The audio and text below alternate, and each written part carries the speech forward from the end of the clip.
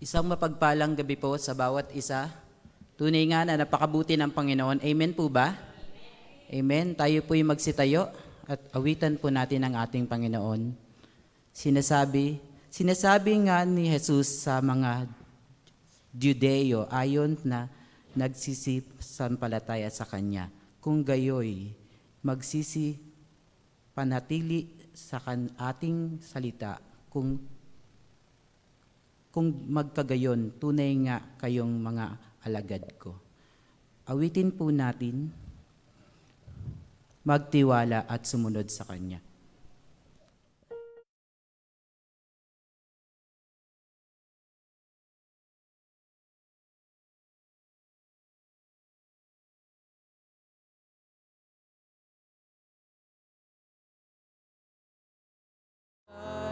Ng Diyos at ng Kanyang salita,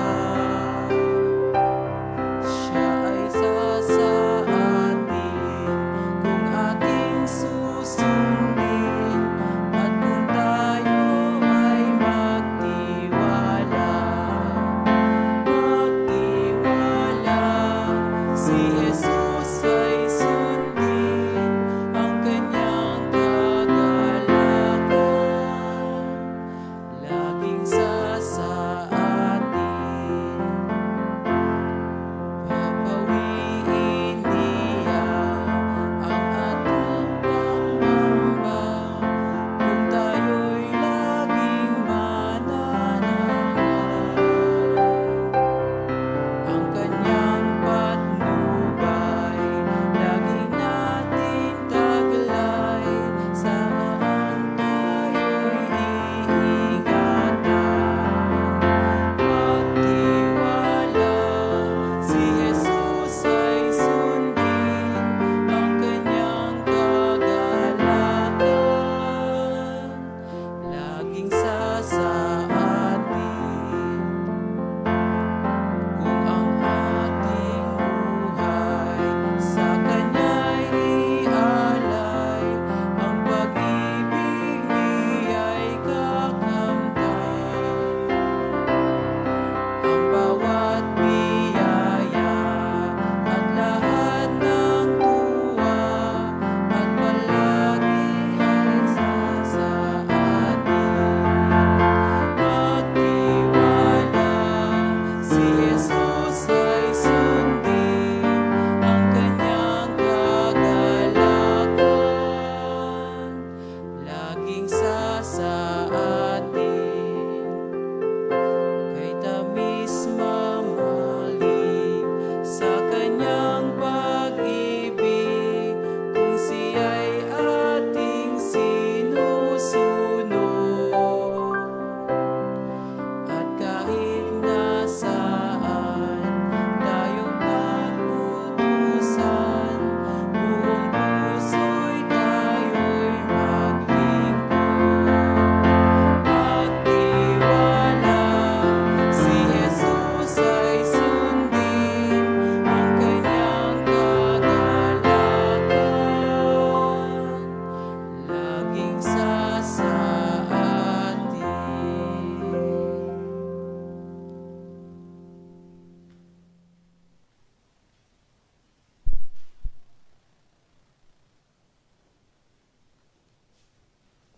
Maraming salamat, kapatid na Joel.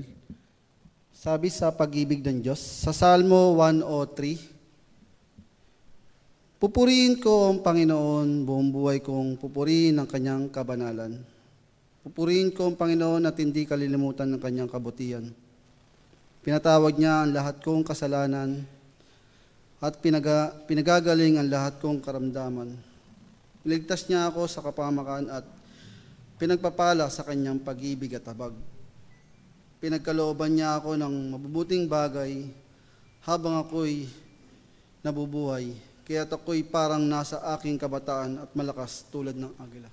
Tayo po lahat manalangin. Panginoon, maraming salamat po sa pagkakataon ulit ngayon. Dinako mo kami upang ikaw ay aming kausapin. Manalangin sa iyo, Panginoon. Magpasalamat.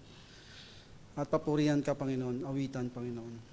Salamat sa kabila ng meron kami mga pagsubok, problema, suliranin sa aming mga buhay. Salamat Panginoon kasi naunawaan namin na pagparito Panginoon ay mabibigyan mo kami ng solusyon sa aming mga problema. Hindi sa mabilisang aksyon, kundi bibigyan mo kami ng wisdom o kaalaman pagdating sa mga problema ng aming kinakaharap, suliranin at mga pagsubok, Panginoon. Salamat kasi dito nauunawaan namin sa tahanan mo, sa salita mo, Panginoon, ng pag-ibig mo sa amin, Panginoon, sa dakila mong pagpapala sa amin, sa pagbibigay mo ng kalakasan habang kami mahihina, sa pagbibigay mo ng kaunawaan pagdating sa mga pagsubok na kinakarap namin. Salamat sa iyong salita. At ngayong gabi, Panginoon, alam namin, Panginoon, na may tuturo ka ulit sa amin sa iyong salita upang kami, Panginoon, ay magpatuloy sa aming mga buhay sa pang-araw-araw.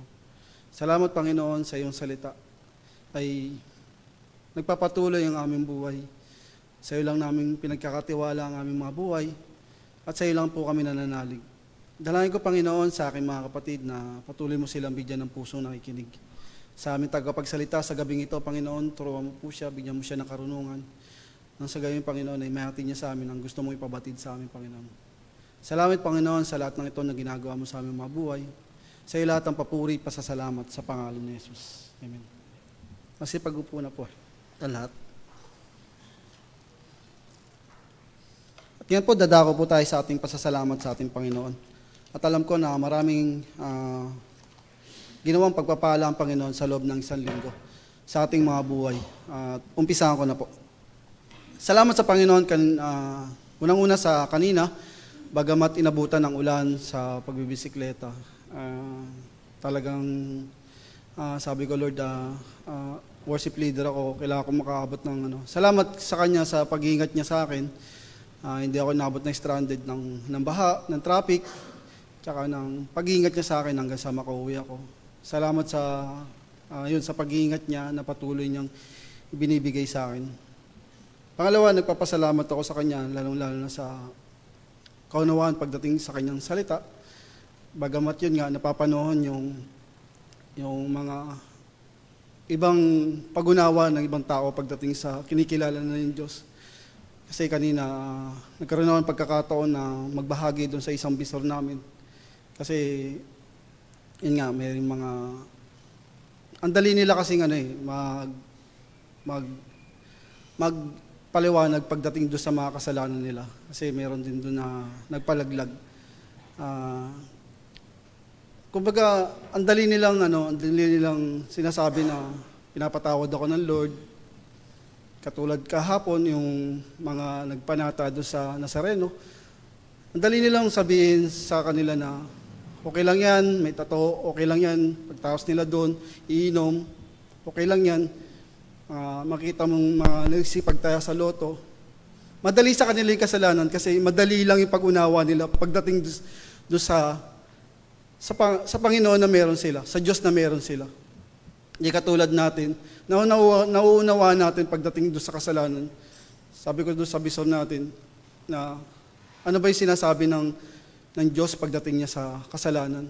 Sabi niya nga sa Isaiah 59:2, di ba? Yung mga kasalanan natin na siya naglayo sa Diyos at dahil doon hindi niya tayo napapakinggan. Mahirap na sabi ko sa kanya rin na minsan yung Diyos natin nilalagay natin sa kaisipan na meron tayo. Yun, ang dami kong verse na naituro sa kanya. Sabi rin sa Isaiah 55:8, di ba? Hindi yung pag-iisip mo, yung pag-iisip ng Diyos, yung kaparaanan niya, hindi kapares na kaparaanan natin. Na madali nating masabi na okay lang yan. Okay lang yan pagdating sa kasalanan. Ayun, salamat kasi nabahagi ko sa kanya yung mga salita ng Diyos na yun, tinake note niya. Siguro, check niya pagdating niya sa bahay. Yun, sabi ko, sa amin kasi kahit na may mga ganong bagay na pagsubok, mga suliranin, pero nauunawaan namin na hindi pa rin maganda yung sinasabing okay lang pagdating sa kasalanan. Meron yung pagsusulit mo sa Panginoon. At salamat kasi naunawaan ko yun at naibabahagi ko sa sa mga kasamahan ko, sa kapwa ko, pagdating doon sa mga ganong mga naiengkwentro ko, naririnig ko na hindi pwedeng sa akin okay lang eh. Kasi alam ko yung katotohanan, alam ko yung salita ng Diyos na pwede ko naman ibahagi sa Kanya na maski siya, maunawaan niya at masusugpungan niya yung karunungan na meron na binibigay ng Diyos sa Kanya. Yun, salamat sa ganong pagkakataon na may bahagi rin ko sino yung Diyos natin, Diyos na buhay, na meron tayo na pinaglilingkuran. Pangatlo, nagpapasalamat ako doon sa nung linggo kasi talagang salamat ako sa Lord doon sa binagong buhay. Nakita ko si Bien kasi talagang maghapon talaga kami rito sa church. Mula sa umaga, alos gabi na kami talaga umuwi. Tapos nakahiga kami, nakita ko yung enjoy sa kanya kahit na talagang maghapon yung gawain sa church, pero nakita ko yung kalakasan at kagalakan na binibigay ng Panginoon. Sabi ko nga sa kanya, my day natin yung tayo ng isang pasasalamat sa Panginoon.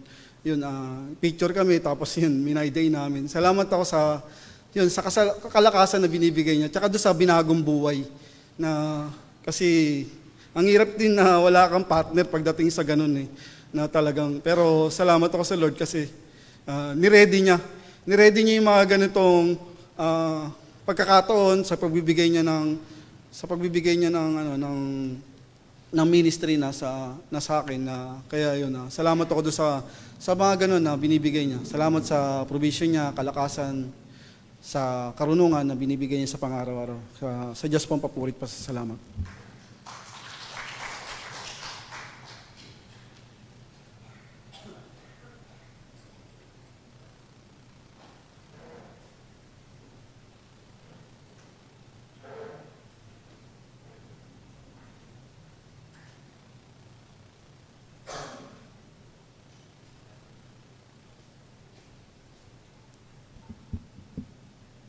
Ako po ay magpupurit, nagpapasalamat sa taong 2024. Napakarami ko pong ipagpapasalamat. Kasi noong 2023 last Wednesday, gusto ko magpasalamat, kaya lang sabi ko sa susunod na Wednesday na lang. Una ko pinagpapasalamat yung hindi na ako nakakabalik sa Cavite dahil napatulang ko yung anak kong masungit. Mabuti naman dahil dito na ako palagi nakakatin sa gawain natin sa simbahan. Pangalawa, yung mga kasamahan ko na patuloy na nagmamahal sa akin, pinapasalamatan ko na walang pagsidlan ako sa kanila sa kaligayaang pinapakita nila sa akin. Pangatlo, yung pagdating ng malaking bagay para sa akin, almost 25 years na hindi ko nakita yung manugang ko, pero dumating siya. At masayang-masaya ako dahil magiging kumpleto ang pamilya nila. Hindi ko inaasahan na babalik pa siya sa Pilipinas. Ang akala ko mananatili na siya sa Amerika. Pero ang isang lola, hindi pala kayang saklawan yung pagmamahal na binigay ng Diyos para sa kaligayahan na maramdaman ko para sa anak ko na ito.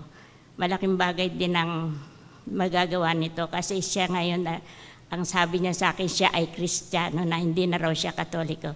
Kaya sabi niya, Mama, nagpapasalamat ako sa Panginoon dahil yun ang malaking bagay na ipinagpapasalamat ko. Hindi na ako naniniwala sa Quiapo, sabi niya.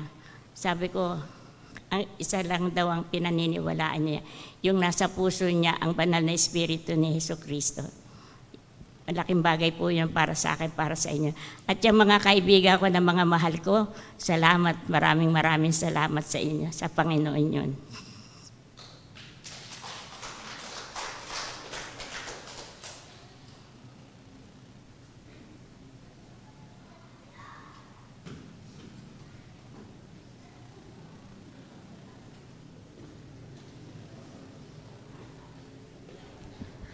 Magandang gabi po sa ating lahat. Ako po napupulit nagpapasalamat kay Lord sa araw-araw na binibigay niyang kalakasan, gabay, at mga biyayang pinagkakaloob niya. Kaya ako'y napupulit nagpapasalamat sa Kanya, pati kami mo magkakapatid, medyo wala na rin kaming kasakitan. At ang ubo ko medyo nawawala na rin. Dahil kay Lord, siya ang nagbibigay sa amin ng kalakasan. Kaya pinupulit, pinapasalamatan si Lord. To God be the glory.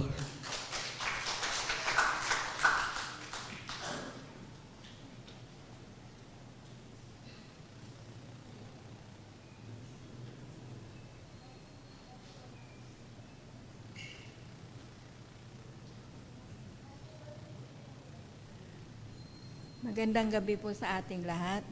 Ako po ay nagpupurit, nagpapasalamat sa Panginoon dahil sa buong nung nakaraang taon saka ngayon, puro kaligayahan yung nadarama ko sa Kanya. Taka nagpapasalamat ako sa lahat ng mga kasamaan ko dito sa church. Mula nung nakilala nila yung kapatid ko na may sakit hanggang sa huling sandali ng kanyang buhay, hindi nila ako binitiwan, hindi nila ako pinabayaan. Tuwing makikita nila ako, Ate Rose, kamusta na yung kapatid mo? Ate Rose, ano na nangyari? Tuwing makikita nila ako, yung kapatid kong kinukumusta nila, malaking bagay sa akin yun. Kasi kahit wala kaming mga kamag-anak dito sa Maynila, marami naman akong kamag-anak dito sa church na nakilala ko. Saka, yun na nga, hanggang sa huling araw ng kapatid ko, nagdasal kaming dalawa, na sabi ko, tanggapin na natin si Lord, humingi ka na ng tawad para mapahinga ka na. Sabi ko sa kanya. Kasi sabi ko, lahat ng taga-church, na taga-baptist kako, pinagdadasal ka. Kaso siguro hanggang dito na lang ang binigay ni Lord sa'yo. Kaya sabi ko siguro, wala ka ng sakit na mararamdaman pagdating mo doon kay Lord. Tanggap ka na niya. Nung umaga na yon, yung una kong tinawagan kasi parang nawala ako sa sarili ko. Hindi ko alam kung anong gagawin ko nung nakita ko siya na wala na. Una kong tinawagan si Pastor Des.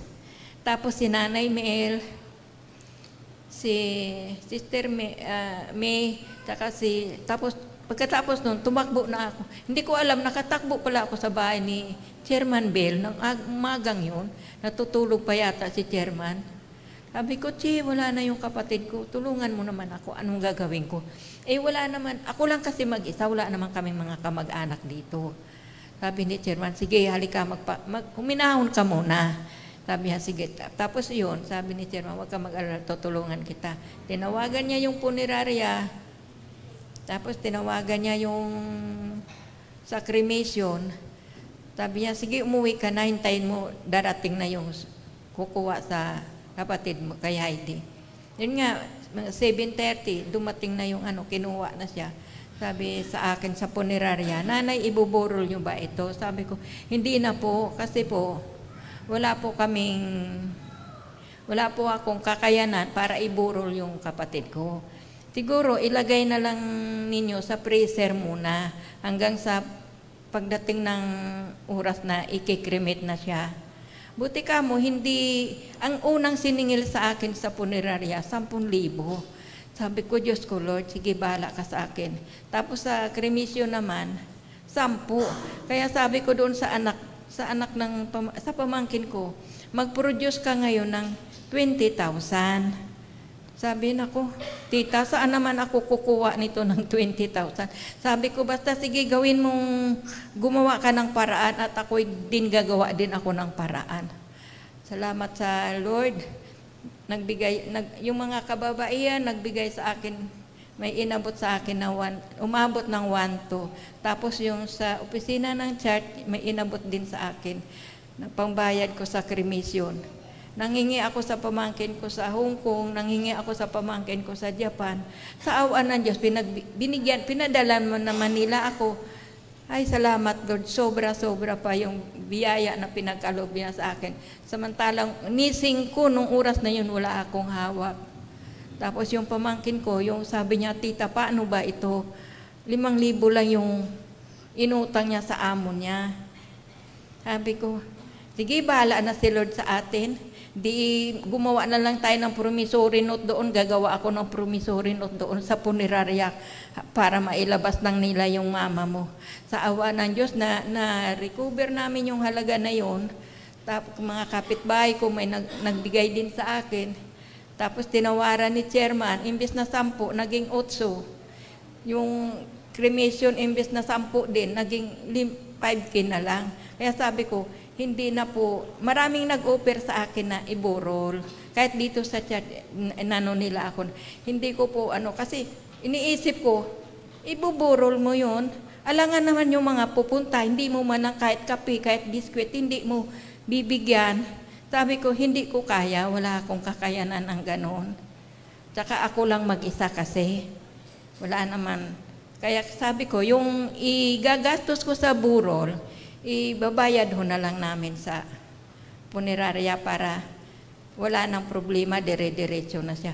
Kaya sa awa ng Diyos, kanina, natapos ko na lahat-lahat sa tulong ni Sister Julie, sinamahan akong pumunta kung saan-saan, hanggang sa kaninang 3:00 ng hapon, na-cremate na yung kapatid ko.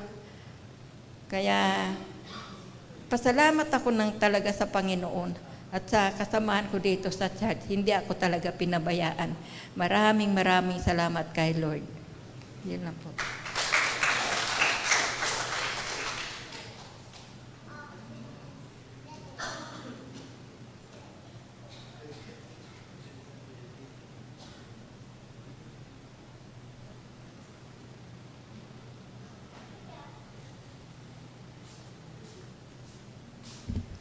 Magandang gabi po sa ating lahat.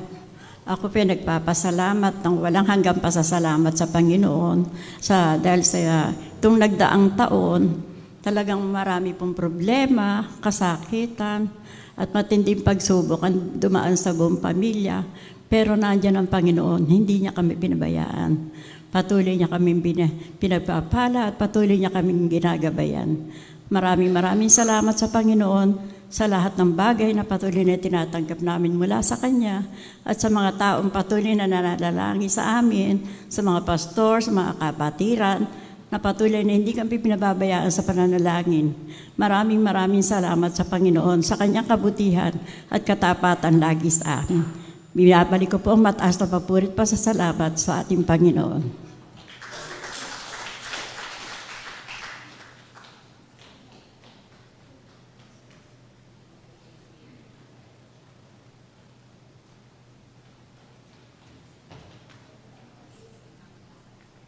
Magandang gabi po. Ako po ay nagpupuri at nagpapasalamat na may galak sa Panginoon. Salamat Panginoon na binigyan mo kami ng kalakasan na makadalo sa mga ganitong sasalo-salo sa gawain para sa iyo, Panginoon. Salamat Panginoon kasi isang pribilehiyo po, hindi lang po tayo umattend dito dahil kailangan po, pero isang pribilehiyo po na makapakinig ng salita ng Diyos, magbigay ng kataas-taas ng papuri sa Panginoon. Ang Diyos po na katulad ko po na hindi karapat-dapat ay itinuturing ng Panginoon na matuwid dahil sa pakikiisa at pananampalataya natin kay Kristo. Di ba po, sobrang privilege nun. At pinagsasalamat ko rin po ang araw-araw po na binibigay sa amin ng Panginoon. Araw-araw na grasya, pagsubok. Lagi ko nga po sinasabi kay Cha na yung feeling, yung joy, yung feeling na we're living the life to the fullest. Yung hindi po yung buhay na perfectong buhay dito, pero yung living the life to the fullest, yung buhay po na punong-puno ng grasya, ng pagpapala sa Panginoon. Na hindi namin deserve lahat to eh. Salamat sa Panginoon sa mga pagsubok. Yun nga po, di ba nabubuhay tayo sa grasya?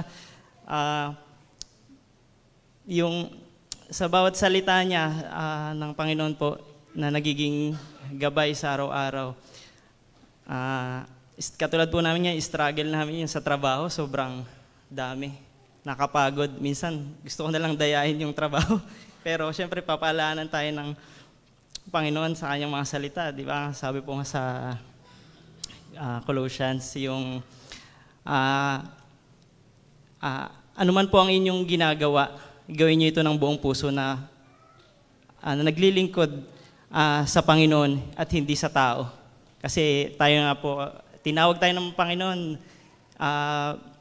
for His glory. Siyempre, gagawin po natin lahat ng mga bagay para sa Kanyang kalwalhatian. Yun po, nagpapasalamat po ako sa inyo, Panginoon, sa lahat-lahat. Wala pong kahanga-hanga sa akin. Apart from God, I am nothing po. Apart from Lord Jesus, I can't do anything.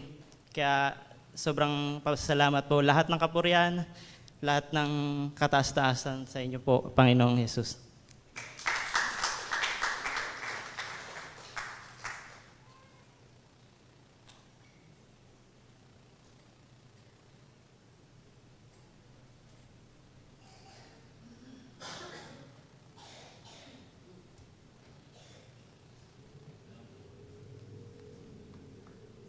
Isang mapagpalang gabi po sa ating lahat. Good evening. Maraming salamat po for this time na tayo ay magkasama-samang muli sa ating gawain ng pananalangin. At ako rin po ay nagpapasalamat sa Panginoon sa kabutihan niya sa aking pamilya at pag-iingat niya.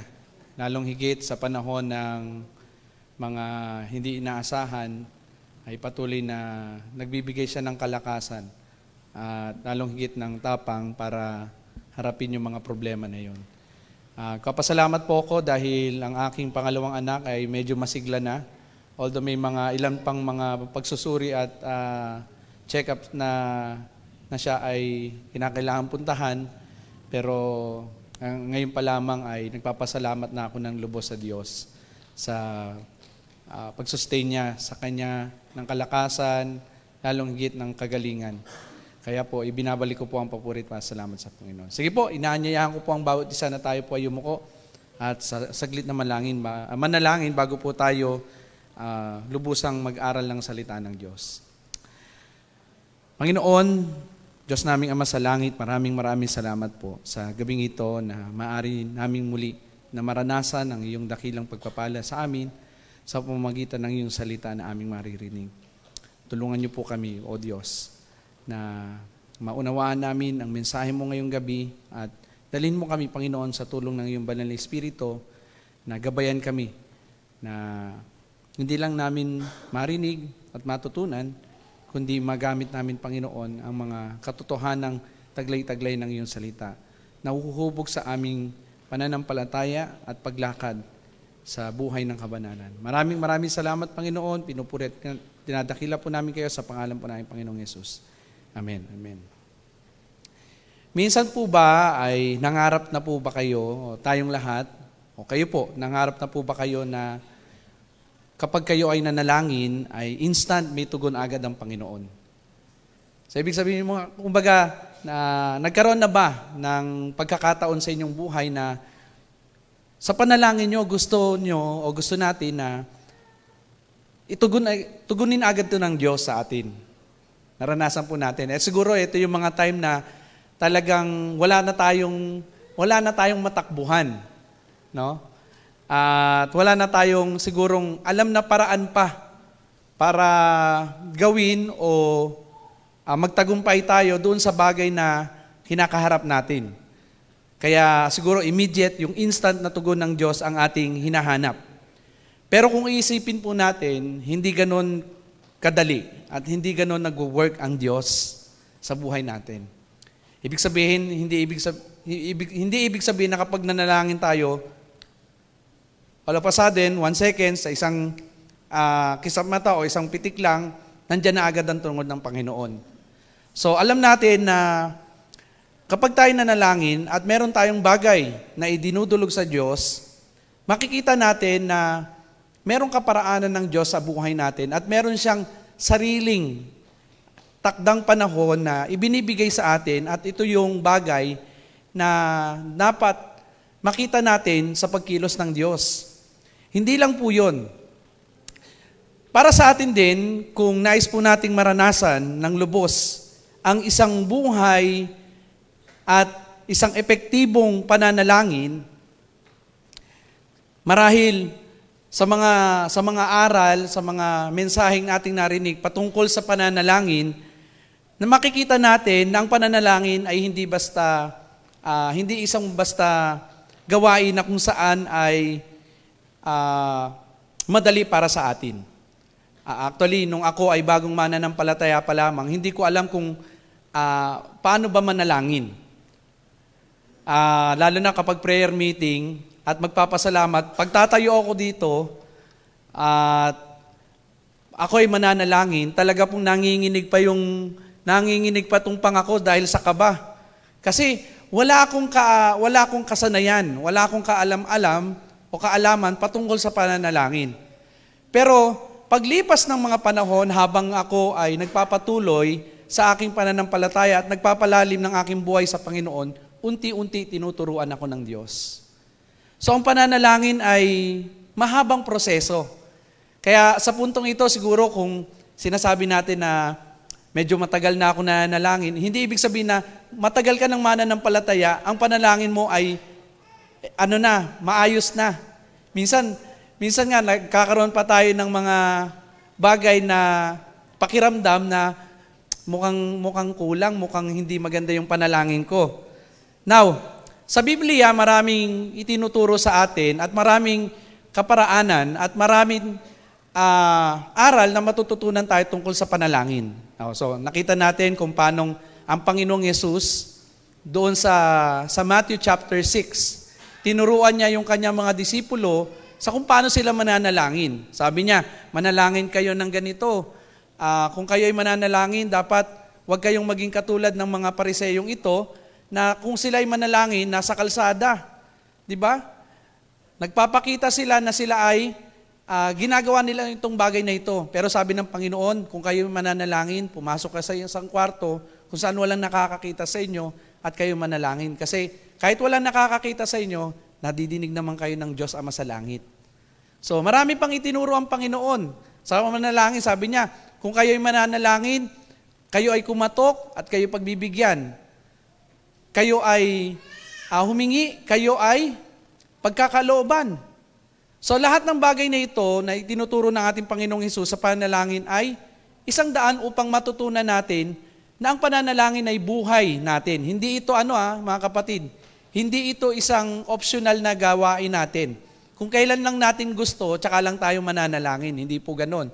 Ang pananalangin ay sistema po ng buhay natin. Ibig sabihin ng sistema, parang yung mga organ natin, yung mga bahagi ng ating katawan, lalo na yung mga organs natin, isipin nyo kapag nawala ang isang organ ng ating katawan, anong mangyayari? Halimbawa, mawala yung baga. Ano kayang mangyayari sa atin? Mahihirapan tayong huminga. Kaya nga, di ba, yung mga nagkakaroon ng sakit sa baga, yung isang baga lang ang mawala, hirap na hirap ng huminga. Kahit kidney, tanggalin mo yung isang kidney. Anong mangyayari? Madaling mapagod yung isang tao. Lalo na kung tatanggalin ng puso, baka hindi tumagal ang tao. Di ba? So, ibig sabihin, katulad ng mga pagkawala ng mga bagay na ito, kung ang pananalangin ay wala sa atin, madali tayong manghihina. Lalo na kung sa panahon ng mga kabigatan ng buhay. Ngayong gabi, nais ko pong tignan natin kung paanong ipinakita at ipinahayag ni Haring David ang kanyang panalangin sa Diyos. Lalo na nung panahon na siya ay lubos na nangangailangan ng tulong at awa ng Diyos. Kung kayo po ay may Biblia, hayaan niyo po na imbitahan ko po kayo na buksan ang inyong Biblia sa Salmo o Psalms chapter 86 at atin pong tutunghayan ang mga talatang 1 hanggang 10 o verse 1 up to verse 10. So meron pong 10 talata tayo diyan na mapag-aaralan upang makita natin ang bagay o ang panalangin ng haring ito ni David at kung paano niya inexpress, kung paano niya ipinahayag ang panalangin na ito nung time na siya ay nangangailangan. Na ang title po ng ating message ngayong gabi is A Prayer Worth Remembering. A Prayer Worth Remembering. So, ibig sabihin, gusto ko pong makita natin na ang panalangin na ito ang magbibigay sa atin ng daan upang maalala natin kung ano ba ang nilalaman o ano bang lalamanin ng ating panalangin every time na tayo ay lumalapit sa Diyos.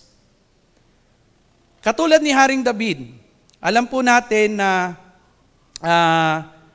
sa puntong ito, si Haring David ay lumalapit sa Diyos. Hindi nga lang natin alam, mga kapatid, kung ano yung espesipikong panahon sa buhay ni David kung kailan niya binanggit ang panalangin na ito. Pero alam natin na hindi nawala sa buhay ni Haring David ang pananalangin sa Diyos. Lalo na kapag may mga bagay siyang nararanasan, pag-atake ng kalaban, kawalan ng kalakasan, pamilya na mayroong karamdaman. So lahat ng bahagi ng buhay ni Haring David, magtatagumpay man o hindi, lubos siyang lumalapit sa Diyos at nananalangin siya sa ating Diyos Ama sa langit. At tingnan po natin kung paano niya winika ang panalangin na ito. Maaari ba natin pakita, bro, yung verse 1? Verse 1. Sabi ni Haring David bilang pasimula ng kanyang pananalangin, Hear me, O Lord, o hear me, Lord, and answer me. Hear me, Lord, and answer me. Ibig sabihin, tinatawag niya ang Panginoon niyang Ama sa langit at ang sinasabi niya, Panginoon, pakinggan niyo po ako. Pakinggan niyo po ako at tugunin yung aking panalangin. Sagutin yung aking idinudulog. Makikita po natin, mga kapatid, na very expressive si Haring David every time na siya ay nanalangin sa Panginoon. Pag sinabi nating very expressive, ipinapakita ni Haring David kung ano yung kanyang nararamdaman, kung ano yung kanyang nararanasan, at kung ano yung kanyang idinudulog sa Panginoon. Sabi niya, Hear me, pakinggan mo ako, Panginoon, at tugunin ang aking panalangin. For I am poor and needy. Sabi niya, ako'y naghihirap at ako ay nangangailangan. Now, again, very expressive itong si Haring David sa kanyang pananalangin sa Panginoon at maaring sa punto nga na ito, umiiyak pa siya sa kanyang pananalangin. Bakit? Kasi may nararanasan siyang paghihirap. May nararanasan siyang part ng buhay niya na merong matinding pangangailangan na walang ibang makatutugon kundi ang Diyos. Pansinin niyo po, hari na siya. Siguro nasa kanya na ang karangyaan, nasa kanya na ang kapangyarihan para pangunahan ang isang malaking hukbo. Nandyan na yung kanyang kaharian, pero patuloy pa rin niyang biniwika o idinudulog sa Diyos na kahit nandun siya sa punto ng kanyang buhay, nananatili pa rin ang katotohanan na siya ay may marong mga pangangailangan na hindi kayang tugunan ng kanumang bagay na meron siya. Tanging ang Diyos lamang ang makatutugon noon. Kaya sabi niya, Hear me, Lord, and answer me, for I am poor and needy. Verse 2, sabi niya, Guard my life. Protektahan niyo po ang aking buhay, for I am faithful to you. Sabi niya, Panginoon, protektahan niyo po ang aking buhay. Bakit? Probably, meron siyang kinakaharap na problema rito at ito ay may kinalaman sa mga taong nagtatangka sa kanyang buhay. Makikita niyo po yan if you will jump sa verse 14. Tama po ba? Verse 14 ng same chapter. Verse 14 or ang sabi po rito, O God, arrogant men have risen up against me. Ibig sabihin, may mga mayayabang, may mga taong tumayo para ako ay gawa ng masama. No, ito yung mga tao na ito, very arrogant. Mayayabang, matitigas ang puso. At itong mga tao na ito ay nagpaplano ako ay gawa ng masama. Kaya marahil sinasabi ni Haring David sa bagay na ito, Panginoon, protektahan niyo po ako sa mga taong ito o sa mga bagay na ito. Kasi hindi niya kakayanin, alam niya na hindi siya makakaranas ng anumang katagumpayan kung hindi siya iingatan ng Diyos. At sinabi niya pa ganito, I am faithful to you. Now, ang tanong, yung sinabi ba na ito ni Haring David, na I am faithful to you, sinasabi niya ba na, pinapahayag niya ba sa Diyos kung gaano siya katapat at kaayos yung kanyang buhay sa Panginoon? Actually, kung titingnan natin at babalikan natin ang buhay ni Haring David, hindi siya nalalayo sa atin. Ang buhay ni Haring David ay punong-puno rin ng mga kamalian. May mga desisyon na hindi siya nagagawa na nakalulugod sa Panginoon. May mga bagay siya na hindi nakapagbibigay ng kaligayahan sa presensya ng Panginoon. Katulad na nga lang ng pangangalunya, katulad ng mga maraming asawa, di ba? Pero bagamat man ganon ang kanyang katayuan, hindi nawawala sa puso ni Haring David ang pagiging tapat sa Diyos. Kaya nga tinawag siya na di ba? Siya yung isa sa mga lingkod ng Diyos na malapit sa puso ng Panginoon. Bakit? Kasi walang ibang laman ng puso ni Haring David kundi ang paghahari ng Diyos sa kanyang buhay. Kaya sabi niya, Lord, guard my life, for I am faithful. Sabi niya, save your servant who trusts in you, you are my God. Sabi niya, Panginoon, iligtas niyo po ako dahil ako po ay nagtitiwala sa inyo. Nagtitiwala ako sa inyo po, Panginoon, dahil ikaw ang aking Diyos. Pansinin niyo po yung mga salita na yun ni Haring David. Save your servant, for I trust in you, for you are my God. Now, napakaganda po ng bagay na ito na sinasabi ni Haring David. Sabi ni Haring David, Panginoon, ako ay inyong lingkod. Ako ay inyong alipin. Wala akong ibang pinagtitiwalaan kundi kayo lamang, kayo na aking Panginoon. Alam niyo po sa kultura ng mga Hudyo, kapag ang isang alipin ay, kumbaga, ang isang alipin, ang kanyang tungkulin, ay sundin lamang kung ano yung sinasabi ng kanyang Panginoon o ng kanyang master. Wala siyang ibang gagawin, kundi kung ano yung inuutos sa kanya ng kanyang Panginoon. Ang role naman ng master sa kanya ay ingatan yung kanyang alipin. Now, katulad ni Haring David, sabi niya, Panginoon, wala akong ibang tinagtitiwalaan. Walang nagbibigay sa akin, walang nagkakaloob sa akin, kundi kayo. Kayo lamang ang aking inaasahan. Kaya Panginoon, sabi niya, iligtas niyo po ako. Diba, minsan sa panahon ng buhay natin, minsan may mga bagay tayo na hindi natin makokontrol. Pero kahit hindi natin makontrol ang mga sitwasyon at wala naman talaga tayong kapangyarihang kontrolin o hawakan ng ang mga bagay sa buhay natin, katulad ni Haring David, patuloy tayong magtiwala sa Diyos. Hindi man natin alam ang kakaharapin nating sitwasyon, mabigat man o mahamon man, nawa yung pagtitiwala natin sa Diyos ay hindi mawala. Now, sumunod, sabi niya, verse 3, have mercy on me. Kaawaan niyo ako, Panginoon. Bakit hinihingi ni Haring David ang awa ng Diyos? Now, makikita natin dito mga kapatid, even si Haring David, again, he is stating o sinasabi niya rito na hindi siya perpektong hari. Siya ay isang hari na maaring nagkakamali. Pero, bagamat siya ay nagkakamali, hinihingi niya pa rin ang awa ng Diyos. Have mercy on me, for I call to you all day long. Sabi niya, nanalangin ako sa inyo, Panginoon, araw at gabi, araw-araw, hindi ako tumitigil ng pananalangin. Imagine niyo po, lifestyle, buhay ni Haring David ang pananalangin. Alam nyo, hindi rin nalalayo ang katotohanan na ito maging sa ating Panginoong Hesus. Naalala nyo po, ang Panginoong Hesus, hindi nawawaglit sa kanyang buhay ang pananalangin. Umagang-umaga pa lang, madaling araw pa lang, tatayo na ang Panginoong Hesus. Saan siya pupunta? Minsan pupunta siya sa bundok. Mananalangin siya ron. Diba? At yung panalangin na yon, pag natapos, pagbaba, mananalangin pa rin.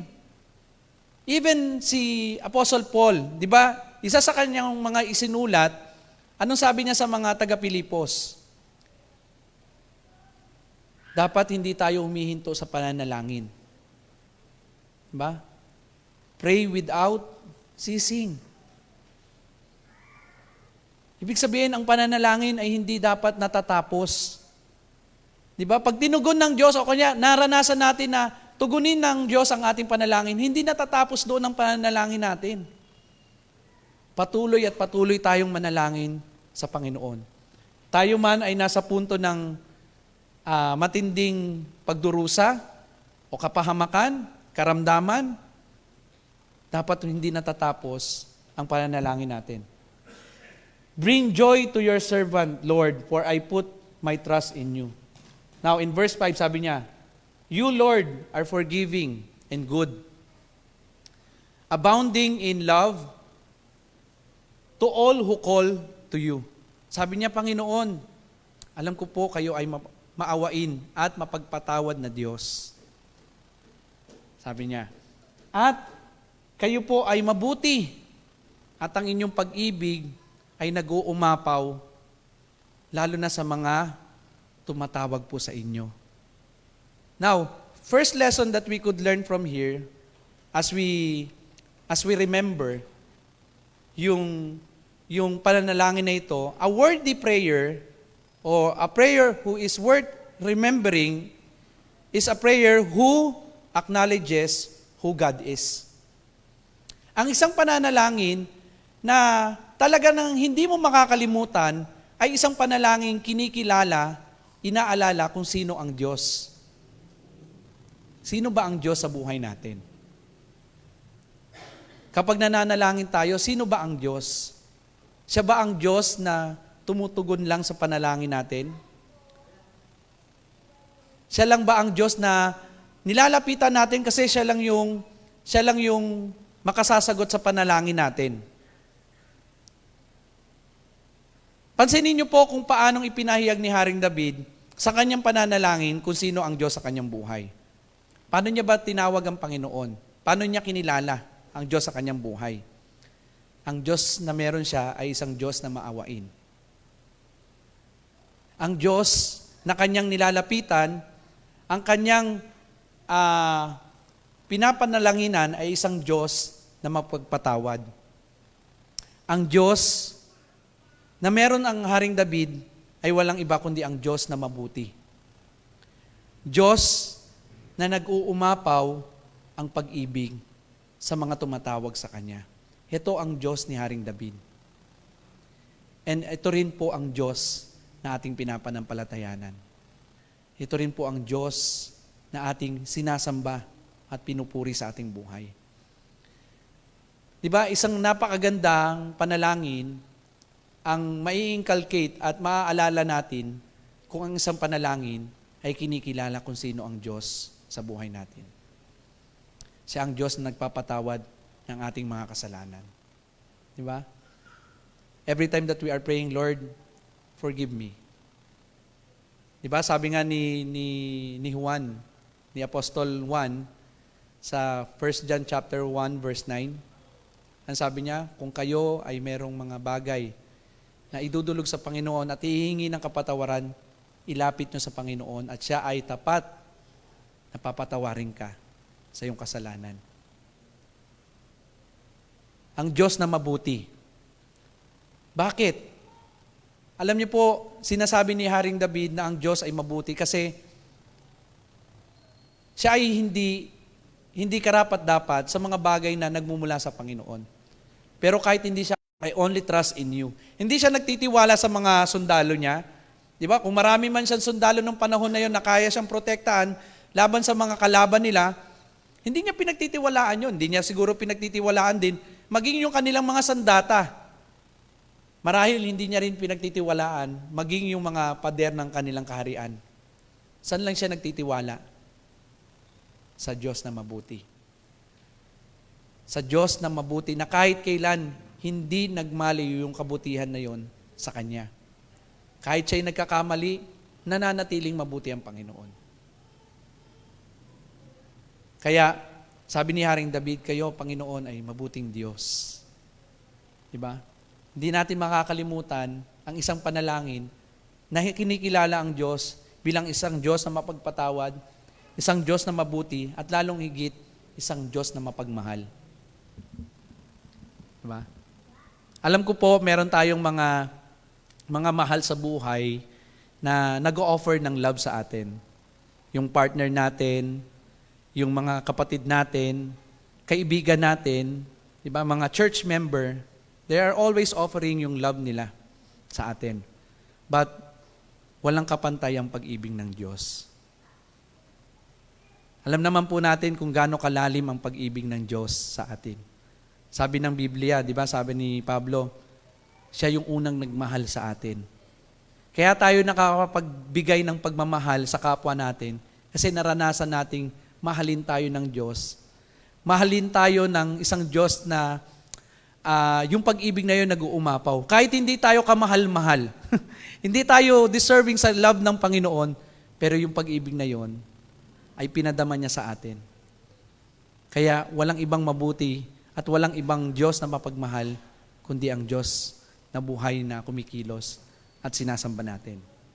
Napakadakila ng Diyos na nilalapitan ni Haring David. Gayon din ang Diyos natin. Kung sino yung Diyos ni Haring David, noon, siya pa rin ang Diyos. Hindi siya nagbago. Mapagpatawad pa rin siya, mabuti pa rin siya at mapagmahal na Diyos. Kaya, patuloy nating kilalanin, alalahanin sa ating panalangin ang Diyos at ang Kanyang katangian sa ating buhay. Pangalawa, ang isang panalangin na hindi natin makakalimutan o a prayer that is worth remembering is a prayer that acknowledges what God can do. Remember what God can do. Na every time tayo ay nananalangin, tandaan po natin, merong kapangyarihan at kakayahan ng Panginoon gawin ang hindi natin kayang gawin. Basahin po natin ang mga sumunod na talata. Verse 6, sabi ni Haring David, "Hear my prayer, Lord." Again, sa pangalawang pagkakataon, inulit ni Haring David from this verse yung mga katagang, "Hear my prayer," or "Hear me, O Lord," or "Hear my prayer, O Lord. Listen for my cry for mercy." Sabi niya, Panginoon, pakinggan niyo po yung aking pagdulog, yung aking pag-iyak ng pagkaawa o pagmamakaawa po sa inyo. When I am in distress, I call to you. When I am in distress, I call to you.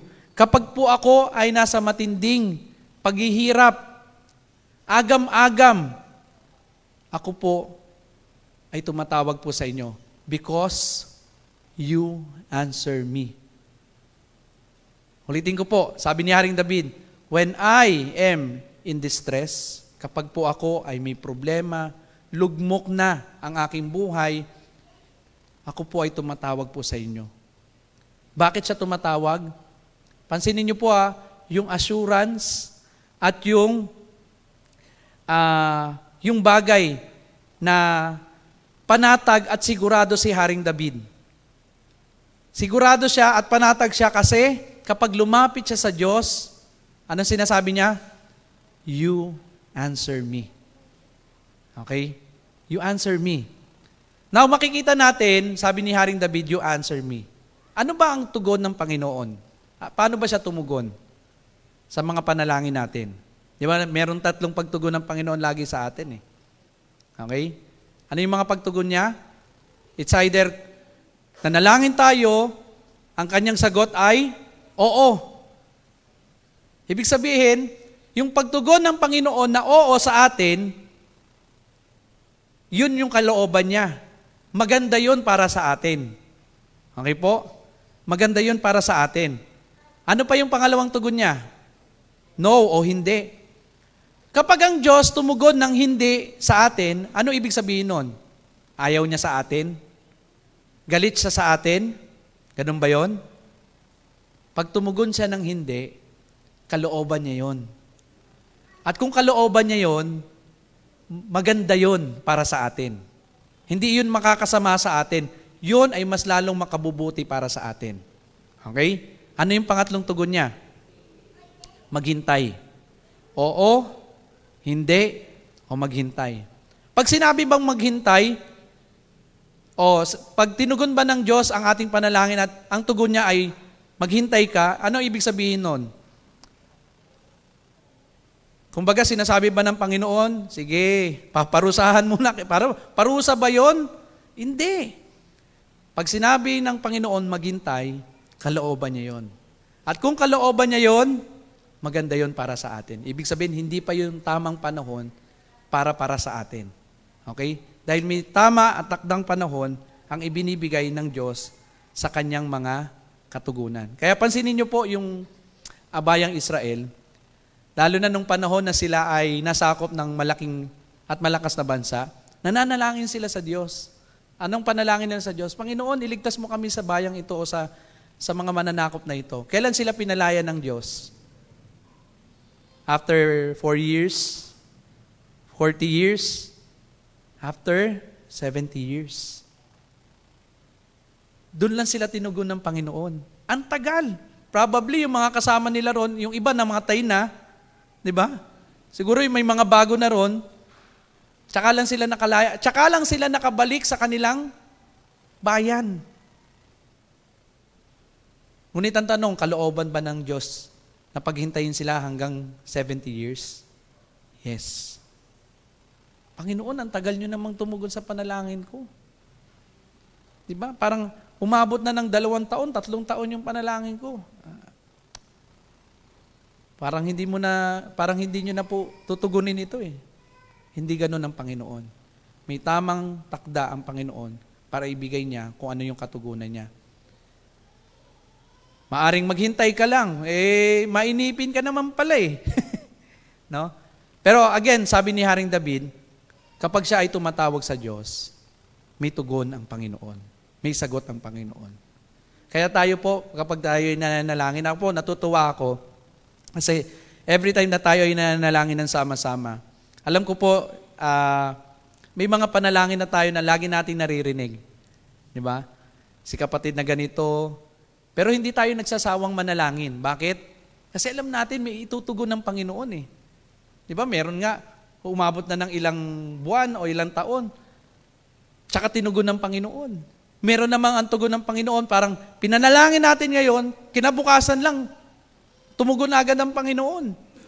Meron din tayong mga panalangin na, alimbawa, may mga panalangin tayo, Lord, gusto po, panalangin po namin na nawa itong tao na ito ay bigyan nyo pa ng pagkakataon. O, kumbaga yung buhay niya i-extend nyo. Pero hindi sa kalooban namin, kundi kalooban nyo. Minsan ang kalooban ng Diyos, kinukuha na agad eh. Diba? Hindi man yung naisin natin, pero yung naisin ng Diyos, o kalooban ng Diyos, ang siyang napangyayari. So, katulad niyang sinasabi ni Haring David, lahat ng panalangin natin, lahat ng idinudulog natin sa Diyos, laging may sagot ang Panginoon. At ang lahat ng sagot ng Panginoon ay makabubuti sa atin. Pansinin niyo po si Haring David. Sabi niya, doon sa mga unang talata, nung na siya ay nananalangin sa Panginoon, ano yung kaya niyang gawin? Sabi niya, guard my life. Ibig sabihin, kaya ng Panginoong protektahan ang buhay natin. Sa ano? Sa anumang bagay na pwedeng maranasan natin. Sabi niya, bring joy to your servant. Kaya niyang magbigay ng kaligayahan at lubos na kaligayahan sa atin. Hindi man sa mga material na bagay, pero kayang-kayang ibigay ng Diyos ang totoong kaligayahan sa iyo. Di ba minsan, sa natin kinukuha ang kaligayahan natin o kasiyahan natin? Minsan kinukuha natin sa mga kaibigan natin. Minsan kinukuha natin sa mga bagay na meron tayo. Paano pag iniwan ka na ng kaibigan mo? Diba? Paano kung naubos na yung mga bagay na pinangahawakan mo sa buhay? Na sinasabi mong yan ang nagdudulot sa'yo ng kaligayahan. Pero tandaan natin kahit kailan, totoong kaligayahan ang kayang ibigay ng Diyos sa atin. Kaya alam niyo po, kahit nga walang-wala na tayo, maligaya pa rin tayo. Bakit? Kasi meron tayong Diyos na nagbubuhos ng mga bagay na hindi natin kayang kunin sa mundong ito. Tanging siya lang. At siya lang yung tumutugon sa mga bagay na yon. So, let us remember who God is. Let us remember what God can do. Lastly, let us remember what God can accomplish. A prayer worth remembering is a prayer that sees or that can recognize what God can accomplish. Ibig sabihin, may kayang tapusin at pagtagumpayin ng Diyos sa buhay natin. Let's read yung mga sumunod na mga talata. Verse 8 to 10. Sabi ni Haring David, "Among the gods, there is none like you." Sabi niya, kung meron mang mga Diyos-Diyosan na umiiral sa panahon na yon, walang makapapantay sa inyo, Panginoon. Parang sinasabi, ito may Diyos itong bayan na ito, may Diyos itong bayan na ito, pero walang papantay sa inyo, Panginoon. Sabi niya, "No deeds can compare with you." Walang anumang mabubuting gawa ang kayang tumapat sa kabutihan nyo. Okay? Ibig sabihin, yung kabutihan ng tao na ito, kahit marami itong pinakain, kahit marami itong natulungan, wala pa rin papantay sa kabutihan mo, Panginoon. All nations you have made will come and worship you before you, Lord. They will bring glory to your name. So lahat ng bayan daw na magtitiwala sa Diyos, lahat ng tatawag sa Kanya at sasamba sa Kanya, ito yung mga bayan na magbibigay ng karangalan sa Kanyang pangalan. Verse 10, "For you are great and do marvelous deeds. You alone are God." Tama ba? You alone are God. Tama ba? Hindi, sorry po, hindi kasama yung you. You alone are God. Ikaw lamang ang natatanging Diyos. Pansinin niyo po kung ano yung ina-accomplish ng Diyos sa buhay ni Haring David. Ano yung bagay na pinagtatagumpay ng Diyos sa kanyang buhay? Ano po? Yung mga bagay na kung saan magbibigay kadakilaan sa Diyos. Kaya po, every time that we are praying, katulad ni Haring David, he always recognized that everything, kahit anuman ang mangyari, anuman ang maging sitwasyon ng buhay niya, lahat ng ito ay hahantong sa ano po? Sa pagkilala ng kadakilaan ng Diyos. Tandaan niyo po, sabi ni Haring David, kahit maraming Diyos-Diyosan dyan sa iba't ibang bayan na yan, ang bayan na kikilala sa inyo ay bayan na magpupuri at sasamba sa inyo. At the end, sabi niya, itong mga bayan na ito will give glory to your name. So mapapansin natin yung content ng prayer ni Haring David is to show how great and awesome ang Diyos sa kanyang buhay. It is very important for us to know and remember that God will accomplish great things every time that we recognize who He is, recognize what He can do, and for that, His name will be glorified. Hindi man sa atin, maaring sa mga taong makakakita at makakakilala sa Panginoon, His name will be great, and He alone is the God, or is God for all, lahat man ng bayan, lahat man ng tao, mananatili at mananatili siyang Diyos sa atin. It is remarkable na malaman natin itong mga katotohanan na ito and to understand sino ang Diyos sa buhay natin, ano yung kaya niyang gawin, at ano yung kaya niyang pagtagumpayin sa ating buhay. Yung mga bagay na ito na ipinapahayag ni Haring David ay mga bagay na nilalaman ng kanyang puso, nilalaman ng kanyang damdamin, lalong higit nilalaman ng kanyang panalangin. At ang panalangin na ito ay hindi niya nakakalimutan. At ang mga panalangin na ito ay kanyang chine-cherish. No? Ito yung kanyang laging pinangahawakan. And this night, I hope, as we continue doing and giving ourselves sa ministry ng pananalangin, I hope wag natin kalimutan na meron tayong Diyos na pinaglilingkuran. Makapangyarihan, mabuti, mapagpatawad, lalong higit mapagmahal. At ang Diyos na ito na ating nilalapitan ay isang Diyos na kayang gawin maging ang mga imposibleng bagay para sa atin. Sa atin, maaring ito ay imposible, pero sa Kanya ay posible. At tandaan natin, anuman ang mga panalangin na meron tayo, tandaan po natin, ang kahahantungan po nito, o yung end nito, ay kapurihan sa Panginoon. No? Mabigat man, magaan, pero tandaan natin, sa dulo ng, kung baga, sabi nga nila, di ba? At the end of the road, ang laging naroroon sa dulo ay pagpupuri at pagsamba sa Diyos. Tayo pong lahat ay manalangin.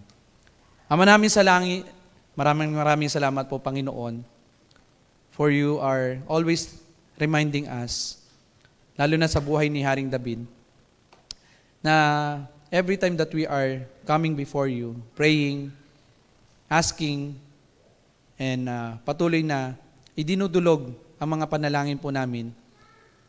Maraming salamat dahil ipinapakita mo sa amin kung gaano kakadakila sa aming buhay, kung gaano kakabuti, at kung gaano na ang iyong pag-ibig ang siyang nagiging pundasyon, Panginoon, kung bakit patuloy at patuloy kaming magtitiwala sa inyo kahit sa bigat ng mga sitwasyon na aming mararanasan. Katulad ni Haring David, Panginoon, marami siyang kinakaharap ng mga pagsubok sa buhay, mga banta na siya ay patayin, saktan, Panginoon, pero hindi nawala sa kanyang buhay ang pananalangin. Tulungan niyo rin kami, Panginoon, na nawa humantong ang aming buhay sa katulad at kung paanong ipinapakita ni Haring David ang kanyang dedikasyon at pagtitiwala sa inyo sa pamamagitan ng kanyang pakikiniig sa iyo, Panginoon. Tulungan niyo kami na nawa ang buhay na ito, lalo na sa pagpasok ng taon na ito, ay maibigay namin ang aming sarili, maibigay namin, Panginoon, ang aming oras, maibigay namin, Panginoon, ang karapat-dapat sa inyo sa pamamagitan ng pag-aalay ng buhay na ito. At kung anuman, Panginoon, ang aming kakaharapin sa pamamagitan ng panalangin, nais po namin itong ilapit sa inyo, Panginoon. Katulad ni Haring David, kami po ay lubos na nagtitiwala po sa inyo dahil alam po namin na kayo po ang Diyos na tumutugon sa aming mga panalangin. Maraming salamat, Panginoon, dahil ang tugon na inyo pong ibinibigay sa amin ay makabubuti at magdadulot, Panginoon, ng kapurihan sa inyong pangalan. Maraming salamat. Ito po ang aming papuri, pasasalamat at pagdakila sa dakilang pangalan ng aming Panginoong Yesus. Amen. Amen. Magandang gabi po.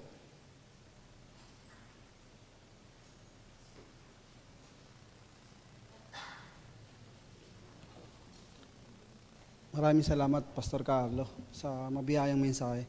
Tinatawag ko po ang tagalikom sa gabing ito.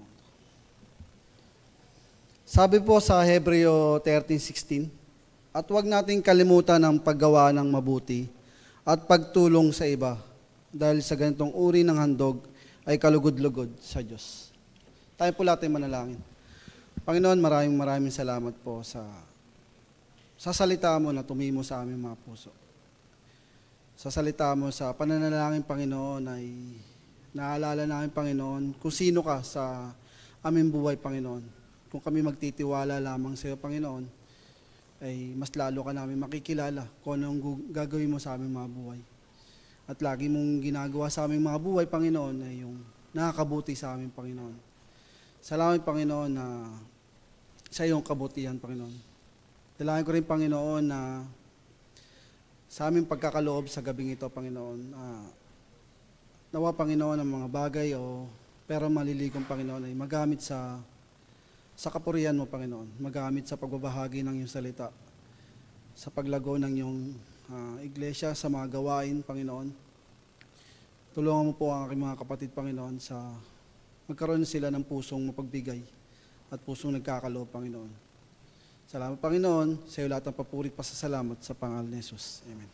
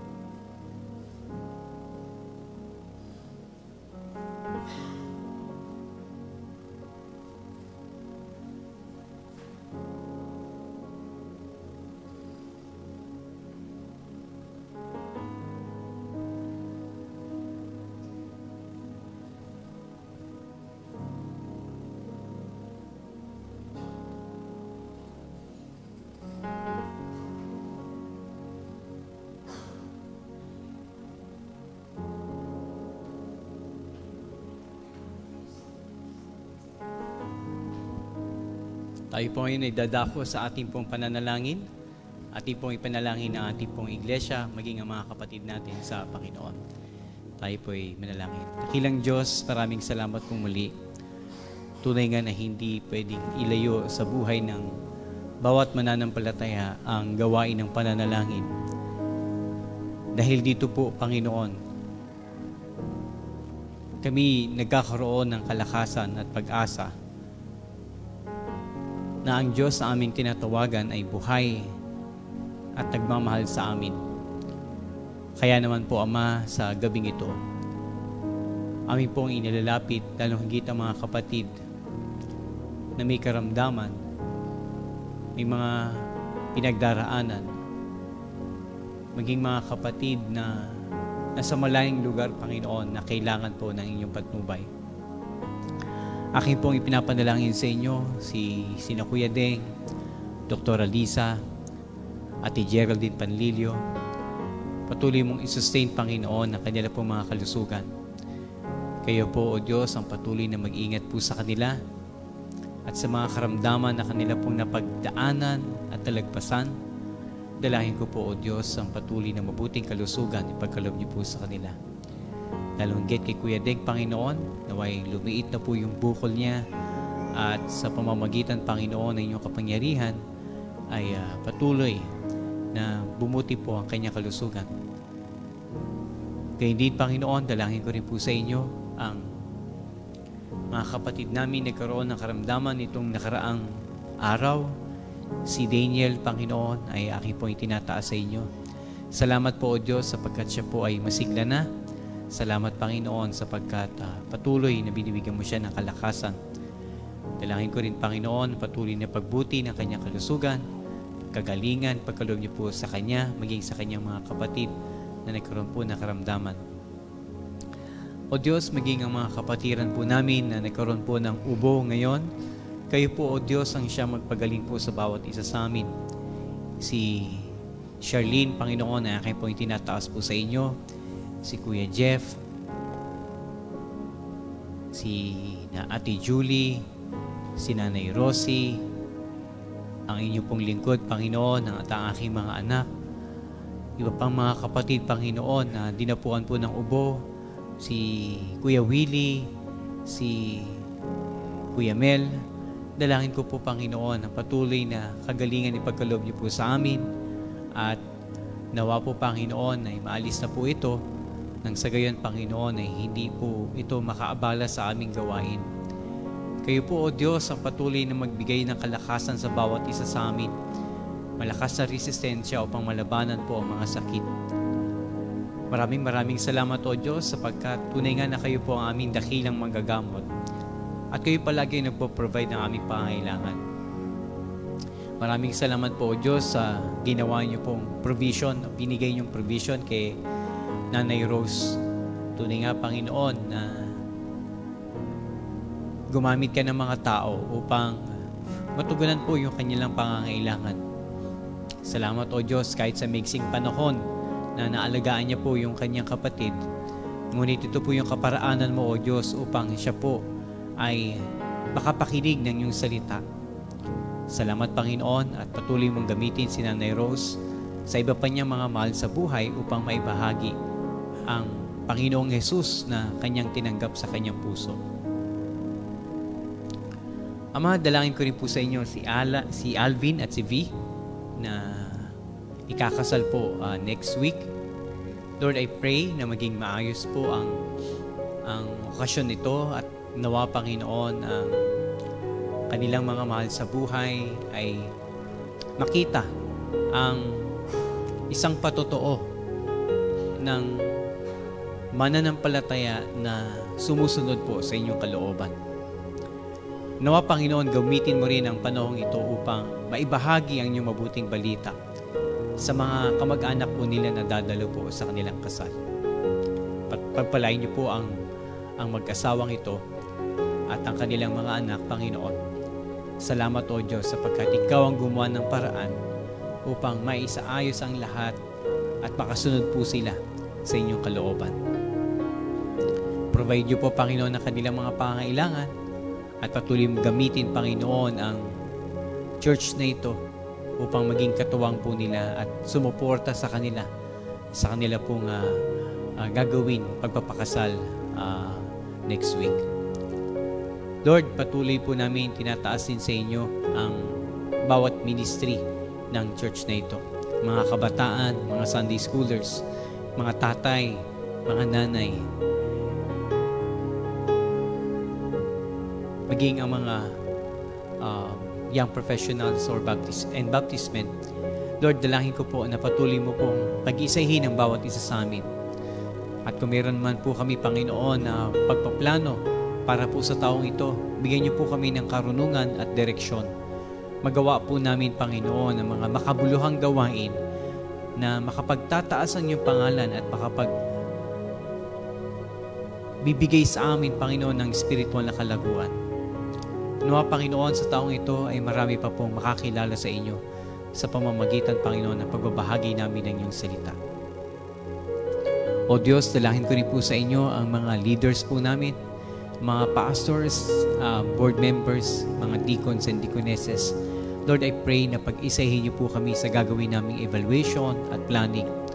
Ipakita mo sa amin, Panginoon, ang mga nais mong ipagawa sa amin. Hindi lang, Panginoon, para sa church, maging sa aming mga personal. Kung meron kaming dapat baguhin na maling gawain, Panginoon, ay ito po'y mabago upang hindi po mapulaan ang aming paglilingkod sa inyo.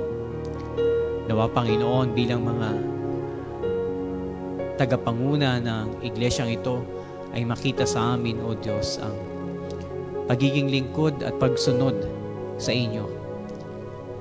Kaya nga po, O Diyos, kami po ay ilid po ninyo upang malaman po namin ang inyo pong kalooban at ito po'y magawa po namin para po sa inyong kapurihan. Ama, patuloy din po namin inilapit po sa inyo ang complete recovery ni Pastor Sam. Ikaw, Panginoon, ang siyang kumilos po sa kanyang buhay. Salamat, Panginoon, sa patuloy na kalakasan pinagkakalob niyo po sa kanya. Nawa, Panginoon, ay patuloy at dumating po yung panahon na siya po'y makatayo muli at makapagbahagi ng iyong salita. Pagpalain niyo rin po ang gawain sa dagat-dagatan at ang mga mananampalataya po doon ay patuloy na lumago. Ama, amin din pong itinataas po sa inyo sa panalangin ito ang aming mga kapatid na nasa malayong lugar, mga nasa abroad, kahit probinsya lang, Panginoon. Samahan niyo po sila, O Diyos, at nawa sa pamamagitan ng mga online worship services ay makatugon po ito sa kanila pong pangangailangang spiritual. Patuloy niyo pong pagpalain, Panginoon, ang iglesyang ito, hindi lamang sa mga material na bagay, lalong higit, Panginoon, ang aming pong ninanais ay yung pagpapalang espiritual na ibusi po sa bawat isa sa amin. At kami, Panginoon, ay mas lumalim pa sa pag-ibig, sa pagkilala sa inyo, sa karunungan. Mas lumalim, Panginoon, ang aming kaalaman sa inyong biyaya. Maraming salamat, O Diyos. Ang mga panalangin maging ng aking mga kapatid na personal, alam niyo po, Panginoon, ang panalangin ng bawat isa. Kayo po, Panginoon, ang siyang tumugon na naayon po sa inyong kalooban. Sa inyo po namin ibinibigay ang mataas na papuri at pasasalamat sa pangalan ni Jesus na aming Panginoon. Amen. Tayo po ay malayang humanap ng ating pong kapareha para po sa ating pong personal prayer request.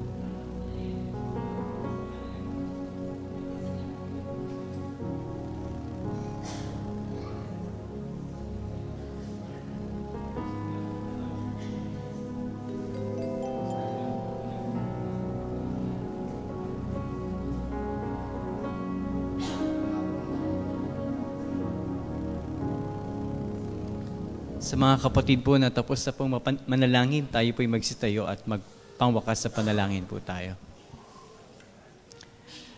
Ama naming Diyos, maraming salamat pong muli. Salamat Panginoon sapagkat pinagkalooban niyo po kami ng pribilehyo na lumapit po sa inyong banal na trono at manalangin po sa inyo. Salamat sa banal na Espiritu na siyang tumutulong sa amin kung paano po kami manalangin. Salamat din, O Diyos, sapagkat ang katugunan mo sa mga panalangin po namin ay laging mabuti. Tunay nga, O Diyos, na lagi namin pinagpapasako po sa inyo ang aming pong mga sariling kalooban at walang ibang kalooban na masunod sa aming mga buhay, kundi ang kalooban niyo lamang. Lalong higit sa church na ito, Panginoon. Kaya naman po, patuloy na gamitin mo ang gawain ito upang lumago pa kami sa area ng pananalangin. Until such time na ma-realize, Panginoon, ng buong sambahayan or buong church na ito, ng buong iglesia na ito, that prayer meeting is not an option, but it's a part of our worship and it's a part of our duty as believers and members of this church.